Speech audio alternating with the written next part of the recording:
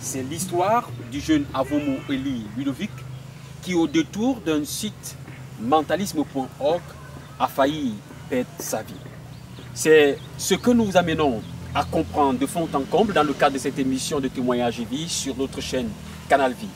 Et bien sûr également sur l'adresse qui s'affiche au bas de votre écran. Il a fallu l'intervention du Dieu du docteur Tchala Essomba pour manifester encore la toute-puissance de Dieu, car Jésus-Christ apparu afin de détruire et de réduire à néant les œuvres des ténèbres. Ludovic, bonjour et merci de nous recevoir ici dans cette localité de Lende. C'est en quoi? Dans une banlieue, ici dans la capitale camerounaise, Yaoundé. Comment allez-vous? Je vais bien, merci. C'est avec vous que nous allons passer le restant du temps à venir. Nous allons revisiter votre témoignage de guérison puissante de Dieu que prêche le docteur Tchala Essomba à la faveur d'une phase assez dangereuse de votre vie qui a failli même à un moment donné vous faire perdre, on va dire, le nord. C'est comme cela comme on le dit. Alors, mais avant, Ludovic, pouvez-vous nous parler d'abord de vous-même? Qui est Ludovic? Je m'appelle Avomo Eli Ludovic, comme vous l'avez dit. Oui. Je suis né en 1996 ici à Yaoundé. Mais tout petit déjà, j'ai perdu ma mère, donc je n'ai pas vécu avec mes parents. Oui. Je reste chez mon oncle en Vogada. Un autre quartier de la cité capitale de Yaoundé. Oui. Oui. Et vous êtes un jeune élève, vous passez votre baccalauréat cette année. Oui, c'est ça. Comment ça s'est passé le baccalauréat déjà? Ça s'est bien passé, j'espère. J'attends. Alors, c'est comme tout jeune, il vous arrivait de temps en temps d'aller sur la toile. Pourquoi? Parce que aujourd'hui, la toile occupe quand même une place importante dans la vie des jeunes, même des jeunes Camerounais en particulier. Dites-nous un peu, quelle était votre fréquence de fréquentation du net, par exemple? Je peux dire que c'est certainement la chose que j'ai toujours le plus fait. Bon, quand j'ai commencé, je crois, en 6e. Oui. C'était rare que je passe vraiment une journée sans aller sur le net, sans aller au cyber. À l'époque, j'avais pas de téléphone. Et puis, quand il y a eu les Android et tout ça, ça faisait vraiment partie de mon quotidien. C'était très fréquent. Alors, et quand vous allez sur le net, comme vous dites, que ce soit à part sur votre téléphone, comme aujourd'hui il y a les téléphones Android, c'est pour faire quoi? C'est pour chercher quoi? Est-ce que c'est uniquement pour vos études ou bien pour, comme les jeunes d'aujourd'hui, avoir des amis au travers des réseaux sociaux? C'est pour faire à peu près tout en fait. Oui, quoi? Quand vous dites tout? Il y a déjà les études, comme vous avez dit. Il y a les réseaux sociaux, il y a le divertissement, les films en ligne, les jeux vidéo. Il y a à peu près tout ce qu'on peut faire dans la vraie vie. Donc, c'est tout ça. Alors, comment est-ce que, finalement, vous arrivez à entrer dans ce fameux site mentalisme.org? Quelqu'un vous avait parlé de ça? Qu'est-ce qui vous avait amené à tomber dans ce site-là? En fait, il faut dire que ce n'était pas d'ailleurs le seul site lié à la psychologie mentale que vous aviez l'habitude de visiter. Oui. Tout a commencé par une série. Oui. Une série. Le titre de la série, c'est The Mentalist. C'est une série où il y a un personnage, Patrick Jane, qui est un inspecteur de police et qui, au travers de la psychologie de quelqu'un, arrive à savoir s'il ment ou pas. Donc c'est lui qui va faire les interrogatoires. Lui, ça m'a impressionné parce que j'ai eu envie de connaître les gens comme lui, j'ai eu envie d'avoir ces facultés-là. Et il y a aussi l'hypnose. Ça, c'est un procédé qui te permet de suggérer quelque chose à quelqu'un dans son subconscient et qu'il aille le faire même s'il ne voulait même pas le faire. Donc tout cela vous a passionné? Oui, tout cela, ça m'a beaucoup plu. J'ai eu envie de faire pareil. C'est comme ça que j'ai commencé à faire les recherches et je suis tombé dans ce site-là. Alors, cette fameuse soirée ou bien ce fameux jour où vous êtes entré dans l'un de ces sites-là et où tout a dégénéré, dites-nous un peu comment ça s'est passé en fait. Bon, au moment où j'entrais vraiment dans le site, il n'y a pas eu vraiment de manifestation sur le champ. Notable, J'ai pris les cours, il y avait les cours numériques, le PDF que j'ai téléchargé, j'ai lu, il y avait des vidéos pratiques, il y avait même des séances audio Oui. où je pouvais mettre mon casque peut-être dans ma chambre et écouter des exemples d'hypnose. Oui. Ou alors suivre moi-même une hypnose en ligne. Ça, c'était ce que je faisais fréquemment. Et quand vous étiez en train de suivre une hypnose comme ça en ligne, Oui. comment ça se passait concrètement? Dites-nous un peu. Ah, c'était excitant parce que déjà, il fallait d'abord faire preuve d'une grande concentration. Oui. Il fallait canaliser son esprit, il fallait entrer dans une sorte d'état second. Oui.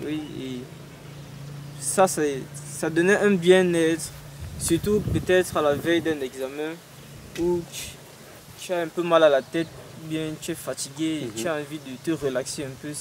Ça m'aidait à me détendre. Mais vous ne saviez pas que c'était dangereux? Et Non. que ça pouvait à un moment donné vous provoquer des problèmes outre mesure? Je m'en doutais, pas que je savais vraiment, mais vu que on peut suggérer quelque chose à quelqu'un contre son gré, je me suis dit que peut-être on aurait pu me faire quelque chose comme ça, mais j'étais quand même prudent. Oui. Je faisais attention. Alors, lorsque finalement il y a comme une perte de contrôle, qu'est-ce qui va se passer clairement? Comment est-ce que vous allez commencer à vous comporter? Comment est-ce que ça va dégénérer? Tout a commencé déjà par un rêve, par un songe. Oui. Alors que j'étais à Kribi chez ma tante, j'avais fait un cauchemar dans lequel je me voyais sur un lit. J'étais étendu sur le lit. Et puis il y avait une dame âgée à mon chevet. Cette dame-là, elle récitait des trucs en une langue que je ne comprenais pas. Oui. Elle récitait des trucs, moi ça m'effrayait. J'essayais de me dégager, mais je ne pouvais pas. Oui. Et puis je vois au niveau de mon nombril, il y a une lumière qui sort de mon nombril. Oui. Il y a comme un faisceau lumineux, je regarde et puis je me vois moi-même en train de sortir de mon nombril. Ah ouais? Oui, ça m'a effrayé. Je me suis mis à prier dans mon rêve. Oui. Je me suis mis à prier. Et puis finalement, je me suis réveillé en sursaut, en criant, parce que j'ai même réveillé même les gens de la maison. Je me suis réveillé, il ne n'allait pas, j'avais mal à la tête. Je suis parti voir ma tante. Ma tante m'a demandé de prier avec elle aussi, elle est catholique. Oui. On a pris l'eau de Lourdes. Lourdes, c'est une ville religieuse du côté de la France. Oui. On a pris l'eau de Lourdes avec de l'huile d'onction. Elle a frotté ça sur mon visage, on a prié.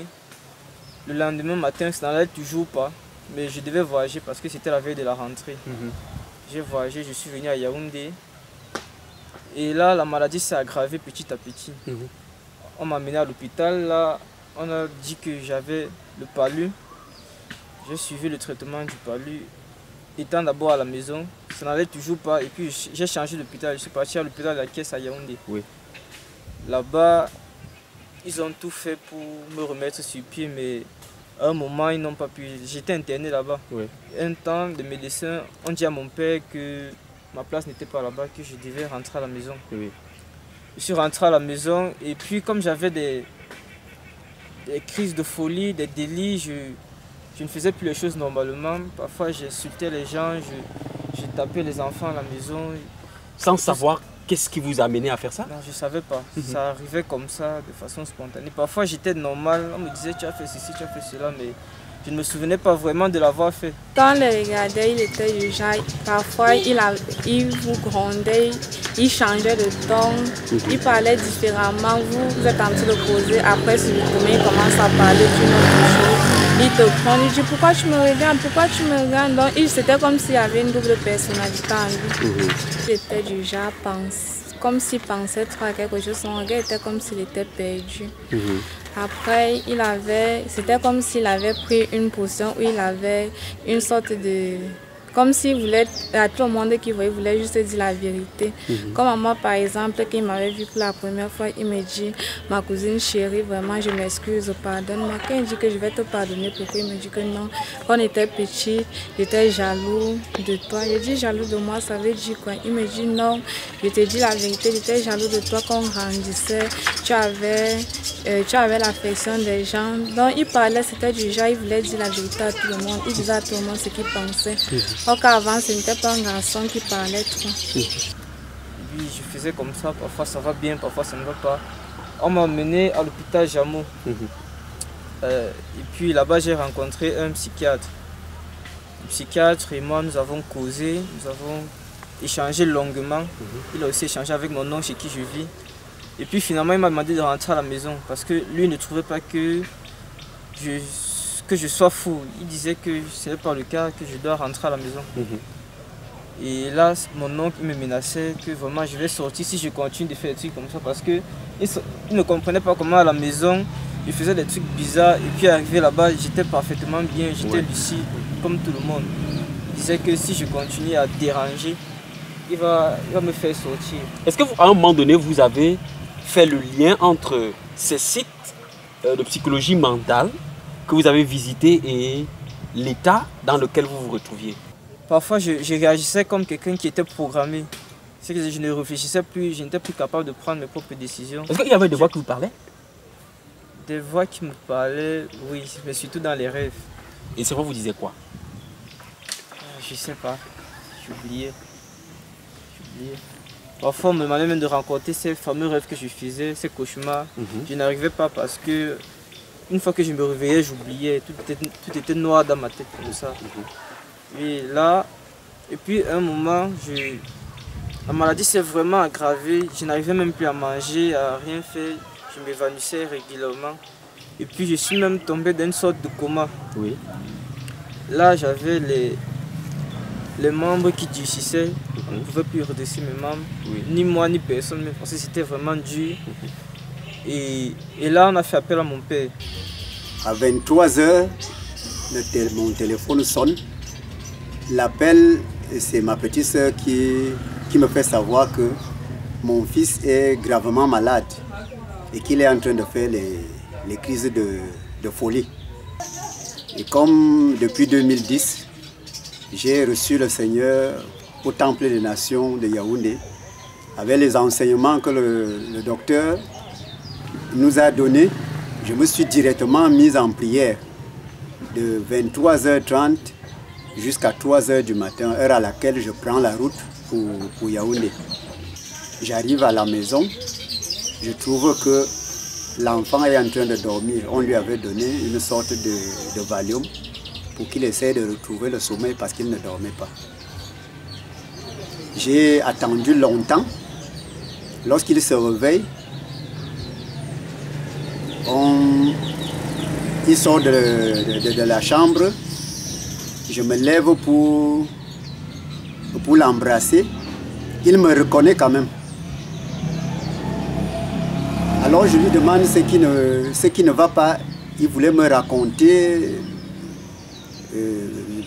comment est-ce que la maladie avait commencé, mais il perdait un peu les pédales, il a commencé à délirer.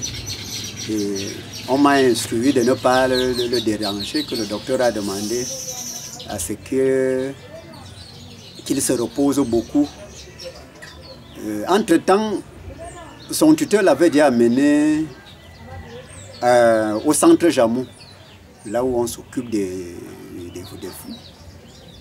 Et au centre Jameau, on a fait des examens. On n'a pas vu grand-chose qui pouvait amener l'enfant à délirer. Le paludisme a été vérifié. L'enfant n'avait pas les crises de paludisme. Il n'avait même pas une trace de plasmodium dans son sang. Alors, son tuteur va encore l'amener chez un psychiatre. C'est le psychiatre qui va s'engager à lui donner un traitement de 8 mois renouvelable. Et disait-il, si ce traitement ne marche pas, il lui donnerait un traitement à vie. Alors moi j'ai dit, le Dieu auquel j'ai cru ne peut pas me soumettre à ce genre de condamnation.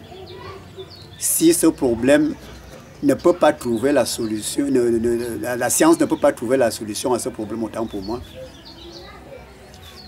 Dieu est la solution de tous les problèmes. Il a prié sur moi à la maison Et puis je me suis d'abord levé à la maison. J'ai commencé à manger, j'ai commencé à faire des trucs que je ne faisais pas depuis. Oui. Mais après, j'ai encore rechuté. Il a donc décidé de m'amener à Vaille-Raconte pour que les hommes de Dieu prient sur moi. Alors, il n'y avait pas 4 chemins.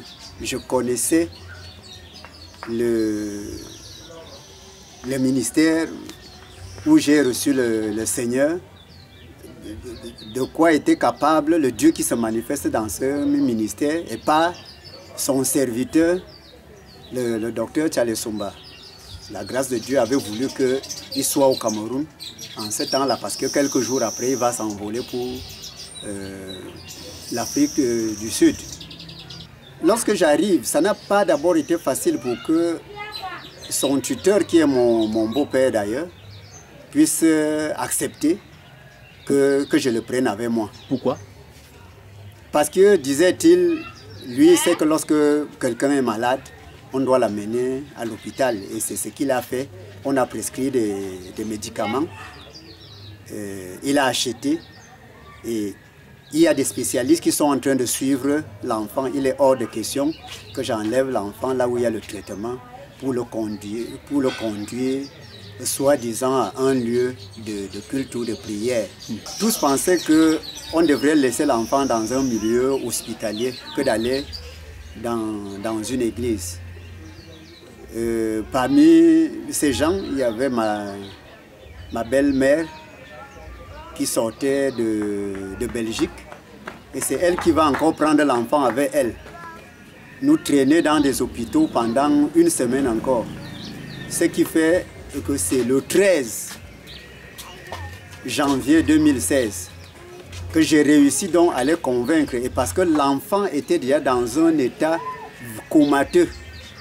C'est en ce temps-là qu'on dit qu'il faut que nous fassions confiance au père de cet enfant, quoi qu'il arrive. Faisons-lui pour une fois confiance, qu'il amène cet enfant dans son lieu de prière. Je rends grâce à Dieu parce que j'ai été le serviteur à qui cette famille s'est adressée lorsqu'elle est arrivée à l'église avec leur fils, du moins le père, puisque le reste de la famille n'était pas d'accord avec lui. Lorsque son enfant a eu des problèmes, Ludovic, il a eu de sérieux problèmes au point où il devenait fou. Il devenait fou. Et on a essayé un peu partout, ça n'a pas pu marcher. La famille ne faisait qu'insister qu'on l'amène à l'hôpital, on a vu les psychiatres, ça n'a rien donné. Et son père s'est décidé, son père a dit que non, c'est mon premier fils, c'est mon premier sang. J'ai quand même un endroit où j'ai trouvé la lumière, j'ai trouvé la vérité. J'ai vu des cas qui sont venus et que le Seigneur a délivré. Donc son père a amené l'enfant ici, il me l'a présenté, je l'ai reçu, je l'ai écouté, il m'a raconté son histoire, comment il était en train de travailler sur ordinateur, et puis il a validé un certain nombre de choses. Il a validé des choses à Internet. À partir de cette validation, donc, il y a eu cette manifestation. Il y a eu cette manifestation, il parlait de quelque chose comme l'hypnose. Il parlait d'un truc comme ça. Alors, ceci a déclenché des manifestations bizarres et fortes dans sa vie, au point où il aurait fallu simplement l'intervention de Dieu. Si ce n'était pas l'intervention de Dieu, cet enfant-là, son père l'aurait perdu. C'était son premier fils. Mais quand il est venu ici, il a été vraiment... après l'avoir écouté, quand moi je l'ai écouté, j'ai vu, bon, ça c'était un cas un peu plus très très sérieux, où il fallait l'intervention de notre père spirituel, le docteur, parce que nous sommes ici, chacun à son niveau. Le docteur, il a prié sur moi, je me suis levé. Je crois que c'était un vendredi, si je ne me trompe pas, il y avait une veillée. Je me suis levé et puis il y avait l'adoration, je me suis mis à danser, à louer et tout ça. Mais sur le coup, vraiment, ce n'est pas tout de suite allé pour le mieux parce que j'ai rechuté après. J'ai fait environ 3 mois dans le temple Je dormais là-bas, je priais, je faisais toutes les prières, je partais au culte.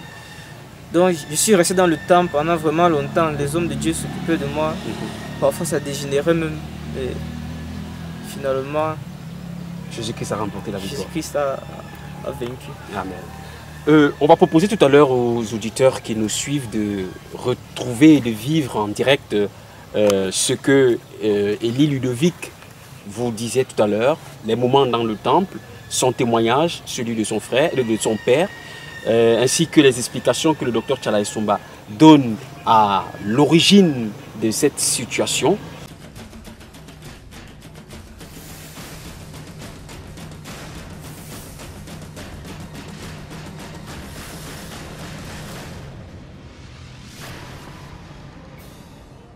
Hey! Satanique. Libéré! Satanique. Satanique. Le feu, le sang! Satanique. Satanique. Le feu, le sang! Les cadenas sautent! Le feu touche. Cadenas- Sors. Les cadenas sautent! Les Sors au cadenas nom de sautent! Jésus. Sors. Les cadenas sautent! Sors par le sang Les de cadenas! Jésus. Les cadenas! Libère, Feu! libère, libère, libère. Au nom de Jésus! Libère, Au nom de libère. Jésus! Libère Le feu, au le nom de sang! Jésus. Le feu, le sang! Libère par le feu Le du feu, le sang. Saint-Esprit. Le feu, le sang! Libère par le sang de Jésus. Libère par l'autorité de Jésus de Nazareth. Libère, libère, libère, libère, libère. Libéré! Chaque main, chaque main, Libère. chaque main, chaque main. Par le feu, le sang! Chaque main, chaque main. Par le chaque feu, le main. sang. Sorcellerie.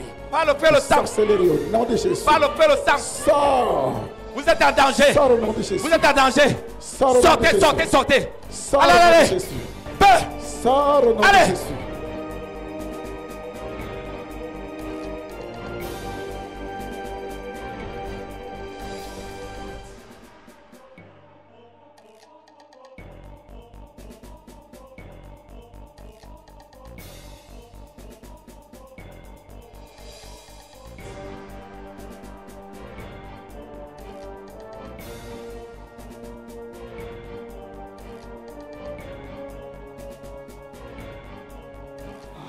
C'est mon fils, papa.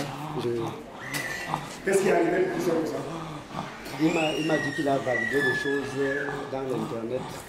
Il m'a parlé de l'hypnose, du Il a validé des choses sur Internet, du l'hypnose et quoi? le mentalisme. Il y a des choses qu'on envoie sur Internet There are things they send over the pour internet polluer les gens, to pollute pour people, détruire. to destroy. Voilà la preuve. That is the proof. Il a validé des choses. He validated things. Il y a des gens, That quelqu'un people, envoie un message, tu mets en bas, je valide. they send you a message, you put Tu fais un on that, commentaire, I je validate. valide. You Tu write sais a d'abord que commentary. quel esprit qui l'anime. Which spirit L'esprit is qui animating l'anime you? entre également sur The toi. spirit that is animating you will enter Je you. valide. I Tu validate. valides quoi? You validate what? Tu connais même la personne qui a Do you parlé even know the person who wrote it? au nom de Jésus de Nazareth. In the name of Jesus of Nazareth. Aujourd'hui, voici l'onction. This anointing oil. Satan, je t'ordonne de libérer cet enfant. Je t'ordonne par la puissance du Saint-Esprit de quitter dans la vie de cet enfant. Que son âme soit libérée au nom de Jésus.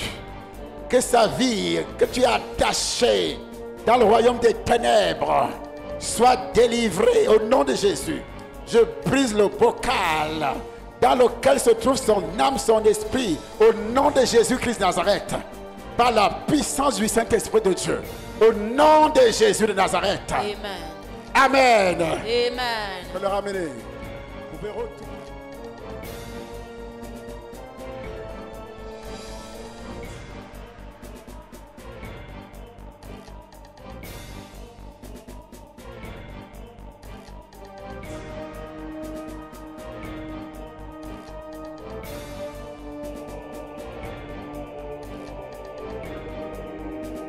Nous comprenons que ce genre de situation, nous devons, les parents doivent être très regardants sur ce que les enfants font. Il faut s'occuper, il faut s'intéresser à ce que ton enfant fait. Même s'il essaie de cacher, sois curieux, va voir, pose-lui les questions. Ne le laisse pas parce qu'il est déjà grand. Parce que dans ces siècles-ci, les jeunes ont tendance à croire que les parents ne savaient rien, et ce n'est plus leur époque, ils sont libres de faire n'importe quoi. Et voilà les conséquences. Voilà les conséquences. Et quant aux jeunes même, puisque c'est la jeunesse, elle se dit qu'elle est libre de faire tout ce qu'elle veut. Vous rencontrez des choses à Internet. C'est des choses qui ont des sources diaboliques, des sources satanistes. Quand vous vous plongez dans ces choses-là, vous ne savez pas les conséquences que vous encourez. Il y a beaucoup de conséquences. Donc il faut faire extrêmement attention et se confier à Dieu. Se confier à Dieu. N'oubliez pas que le diable pose des pièges un peu partout pour essayer d'attraper ceux qui ont des esprits faibles.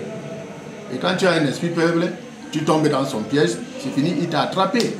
Tu vas te retrouver en train de faire des choses, tu ne sais pas comment ça a commencé et comment sortir de là. Tu ne sais plus. Il faut simplement que tu cours vers Dieu et que tu trouves quelqu'un qui a reçu ces dons de délivrance pour être délivré. Autrement dit, tu vas arriver chez quelqu'un qui n'a pas le don, tu vas monter, tu vas descendre et tu n'auras pas la délivrance.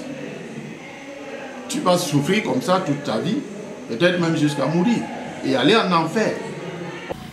Ce que je peux dire aux jeunes, à tous ceux qui ont mon âge ou dans les environs, c'est que Internet c'est une bonne chose, c'est même une très bonne chose lorsqu'on l'utilise pour des bonnes fins. Oui. Peut-être par exemple pour ses études, pour faire des recherches. Ou bien pour évangéliser par exemple. Ou pour évangéliser.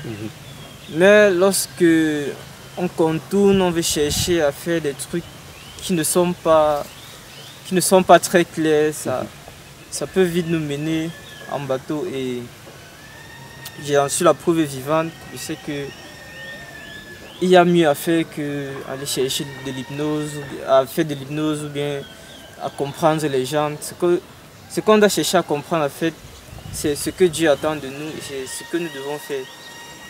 Le mentalisme et tout ça, et puis il y a aussi les sites pornographiques et j'en passe. Il y a beaucoup de choses néfastes qu'il y a sur le net, mais il y a aussi beaucoup de bonnes choses. Il faut savoir faire le discernement. C'est ça.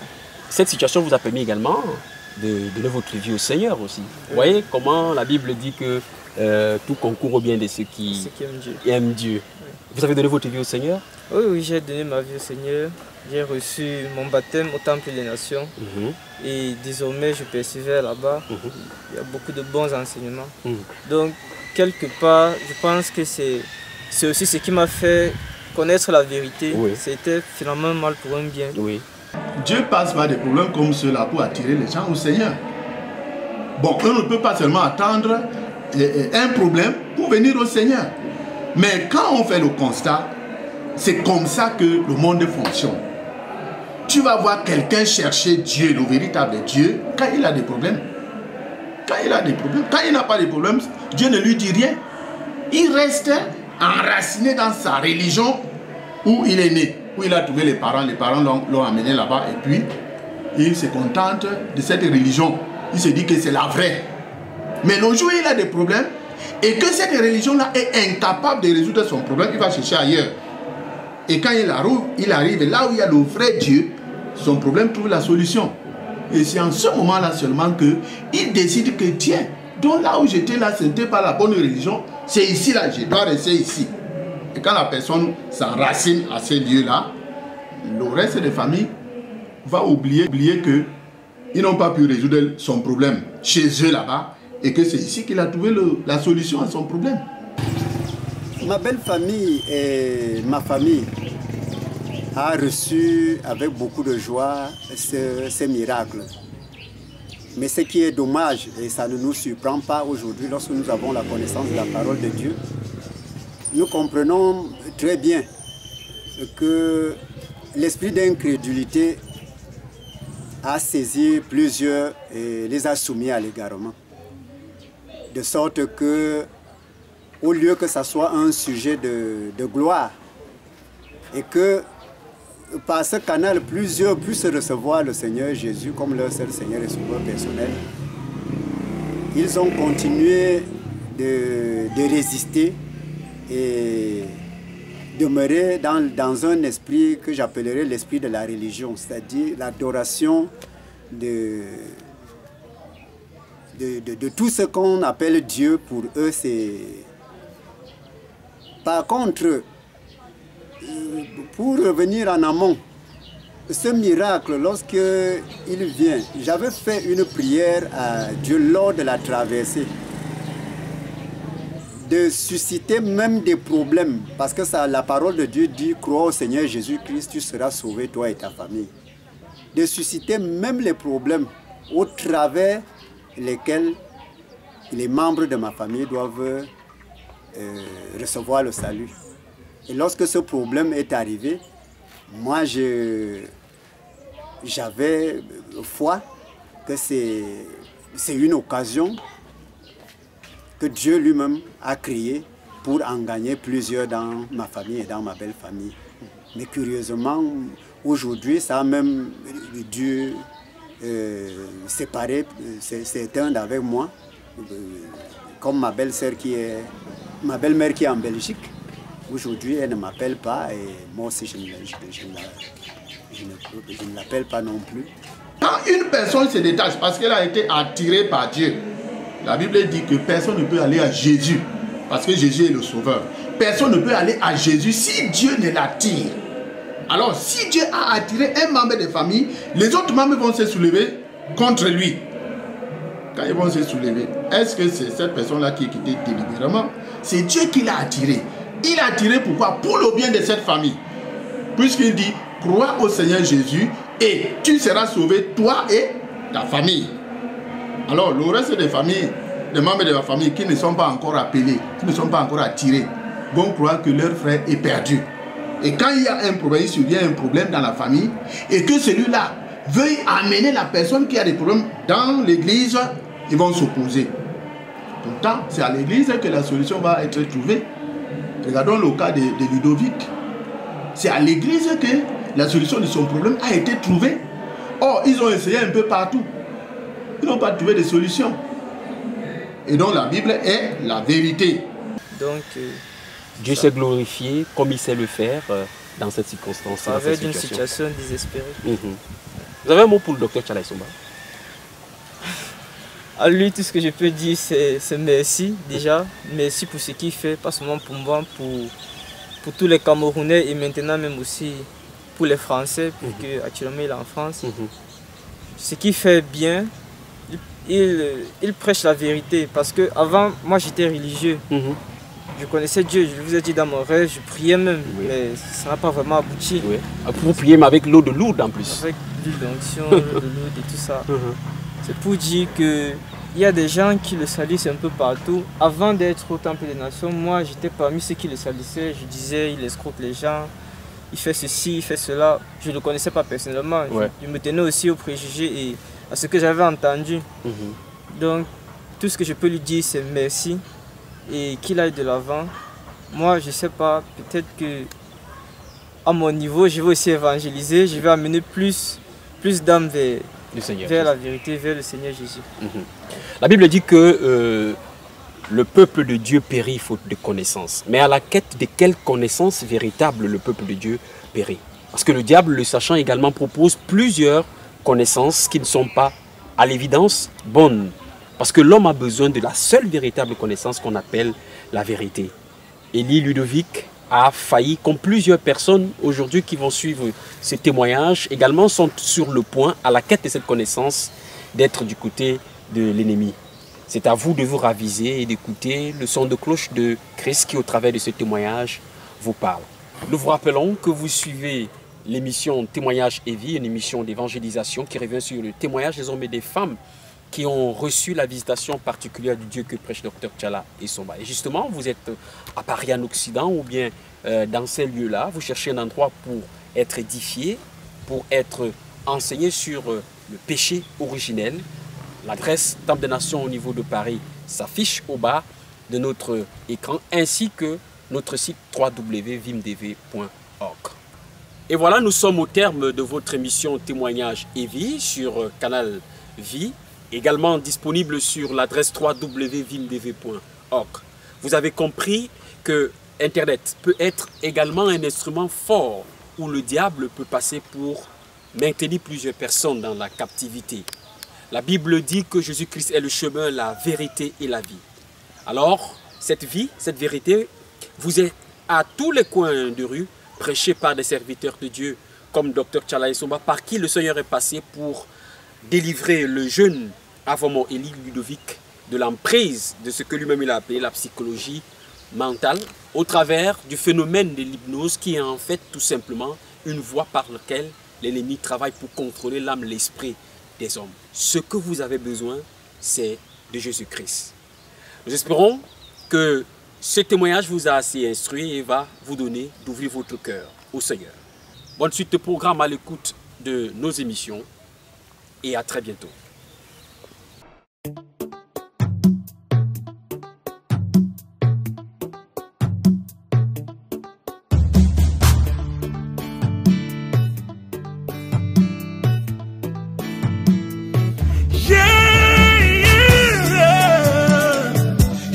Giving me victory.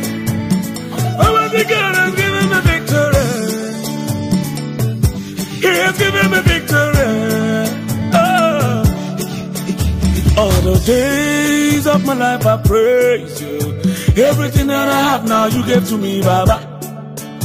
Lord, I say for your love I'm grateful.